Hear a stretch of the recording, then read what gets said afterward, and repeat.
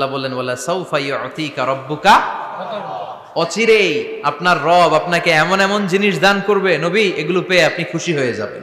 খেয়াল করে বুঝতে হবে কিভাবে আল্লাহ তাআলা বিশ্বনবীকে খুশি করেন। দেখেন বিশ্বনবীর প্রথম কোথায় খুশি করলেন? বিশ্বনবী মক্কার জমিনে দাওয়াতি কাজ যখন শুরু করলেন, তিনি দেখলেন বিশ্বনবী খুব ভালো অ্যানালাইসিস করতে পারতেন। তিনি মক্কার সোসাইটিটাকে, সমাজটাকে বিশ্লেষণ করে অ্যানালাইজ করে উনি দেখলেন যে এই মক্কায় দাওয়াতি কাজের একটা শক্ত অবস্থান নিতে হলে 2 জন লোকের একজন আমার চাই। সুবহানাল্লাহ পড়েন। কি বিশ্লেষণ শক্তি, কি চিন্তা শক্তি!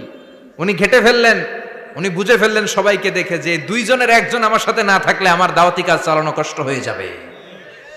এজন্য গভীর রাতে তাহাজ্জুদের নামাজ শেষে আল্লাহর কাছে কেঁদে কেঁদে বিশ্বনবী দোয়া করে, আল্লাহুম্মা আইজ্জাল ইসলাম বি আহাব্বির রাজুলাইনি ইলাইক। আল্লাহ 2 জন লোকের, যেই লোকটারে তোমার দরবারে মকবুল মনে হয়, ভালো লাগে, পছন্দ হয়, তাদের একজনকে ইসলামের ভেতরে ঢুকিয়ে দিয়ে ইসলামকে তুমি বিজয় দান করে দাও। ও আল্লাহ, 2 জনের একজনকে আমার চাই। একজন হলো আবি জাহাল ইবনে হিশাম, হিশামের বেটা আবু জাহাল, আও উমর ইবনুল খাত্তাব, অথবা খাত্তাবের বেটা উমর। সুবহানাল্লাহ পড়েন। সাথে সাথে দোয়া কবুল করলো কে? আল্লাহ। কার জন্য করলো? নাকি আবু জাহেলের জন্য? আবু জাহেলের চোখের সামনে পর্দা ছিল, ও পর্দা সরায় না। ওর অন্তরে পর্দা, ও পর্দা উঠে সত্যটা দেখতে চায় না। এজন্য ওর জন্য গোটা বিশ্ববাসীর আছে ঘৃণা। ও যেখানে মারা গেছে, ওর যেখানে জন্মস্থান, ওইখানে সৌদি সরকার ল্যাট্রিন বানায় থুইছে, ঘৃণার প্রতীক। ওইখানে তো অন্য কিছু বানাইতে পারতো, ল্যাট্রিন বানাইতে যাবে কেন? গোটা বিশ্বের মানুষ যায় যেন এটা ভরাই দিয়ে আসতে পারে। কথা বলেন।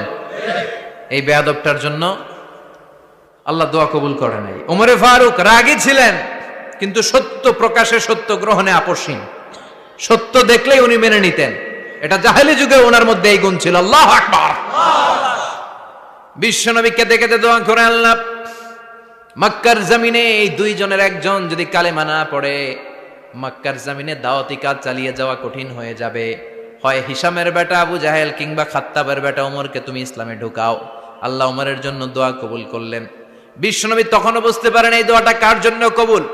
হঠাৎ ওমরে ফারুক বিশাল একটা নাঙ্গা তলোয়ার নিয়ে বিশ্বনবীকে হত্যা করার জন্য ছুটে এলো।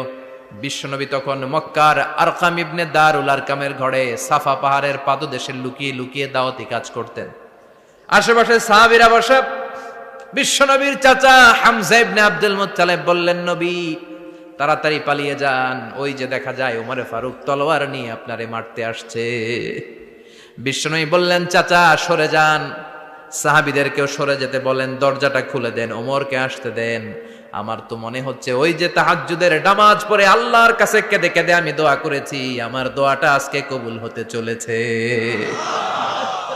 আমার তো মন বলছে আল্লাহ দোয়াটা কবুল করবে। দরজা খুলে দেন। ওমর ফারুক চলে আসলেন, এসে তলোয়ার রেখে দিয়ে আঙ্গুল উঁচু করে বললেন, আশহাদু আল্লা ইলাহা ইল্লাল্লাহ, আশহাদু আন্নাকা মুহাম্মদ রাসূলুল্লাহ। ঝিনুকের ভেতর লুকিয়ে থাকে যেমন মতি, ঝিনুকের ভেতর লুকিয়ে থাকে যেমন মতি, কালমা শাহাদাতে আছে আল্লাহর জ্যোতি, কালমা শাহাদাতে আছে আল্লাহর জ্যোতি। সুবহানাল্লাহ পড়েন। কি আল্লাহর জ্যোতি এসে ওমরে ফারুকের হৃদয়টাকে নুরানি করে দিল। তিনি তলোয়ার রেখে ঘোষণা দিলেন, আশহাদু আল্লা ইলাহা ইল্লাল্লাহ ওয়া আশহাদু আন্নাকা মুহাম্মাদ আবদুল্লাহ ওয়া রাসূলুহু। বিশ্বনবী খুশি হয়ে গেলেন। ফাতারদা ওয়ালা সাউফা ইউতিকা রাব্বুকা ফাতারদা।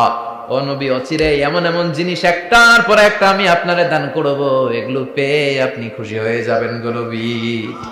আপনার অন্তরে দুঃখ, কষ্ট, হতাশা, আপসেট হওয়ার মানসিকতা, ফ্রাস্ট্রেশন কিছু আল্লাহ রাখবো না। ওয়ালা সাউফা ইউতিকা রাব্বুকা ফাতারদা। অচিরে এমন এমন জিনিস আমি আল্লাহ আপনারে দেব, আপনি খুশি হয়ে যাবেন। ওমরে ফারুকের ইসলাম ধর্ম গ্রহণ করানোর মাধ্যমে বিশ্বনবীর মনটারে খুশি করে দিল কে? আল্লাহ। ফাতারদা।